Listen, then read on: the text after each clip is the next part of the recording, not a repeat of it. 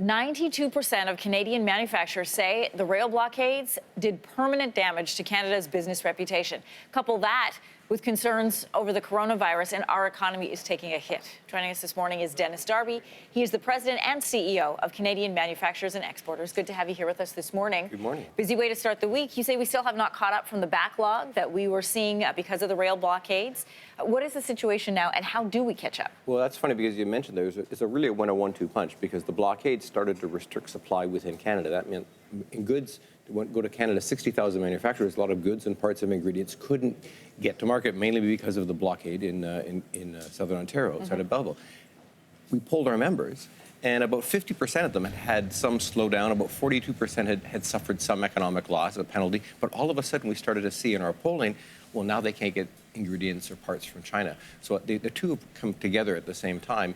And it's hard to tell at this point how long it will last, but what we do know, in 3 weeks, we started to see a slowdown in factories all across Canada. Dennis, just to clarify, that 92% number, is that just about blockades or coupled with coronavirus? No, that was really about the blockade. I think a lot of companies felt that from the point of view of Canada's reputation internationally, it made us look like not as reliable a partner, because, of course, our manufacturing industry, which is about $350 billion of exports a year, mostly to the U.S., relies upon having a great infrastructure, whether it's infrastructure with roads or rail. And so what happened when the rail shut down and really constricted, really through a choke point, what happened is we started to be a less reliable supplier. A lot of our companies who are part of a North American supply chain, the American counterparts, why is this stuff not arriving? Why are the parts not arriving? So I think a lot of manufacturers felt a lot of pressure from their U.S.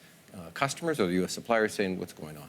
Well, let's talk about the U.S. because you're talking about supply chains, and we're switching gears to COVID-19. How is that affecting our manufacturers? Well, to this point, not very much, but remember, both Canada and the U.S. trade heavily with China. So versus maybe even SARS, more than a decade ago, we traded so little with China. Now we buy so many parts and so many ingredients, both Canada and the U.S. So for Canada, for everything from automotive to aerospace to machines, we buy parts from all over the world. And so if things start to slow down in the U.S., they certainly will start to slow down in the factories in Canada. And there's nothing really we can do about it. This is a virus that is going to hit slowly, peak, and we still don't know what that's going to look like. We don't know what that's going to look like. And remember, as we look at it from manufacturers' point of view, and as we talk to them, the one thing is you can't really work at home if you're a manufacturing plant. Like the 1.8 million Canadians who work in manufacturing, well, they can't work from home. They can't sit in their, so we need them to be at work. And so if anything comes of it, that there's some kind of a quarantine required, it will really affect the manufacturing sector. Your organization is calling for the government to step in, but what really can they do?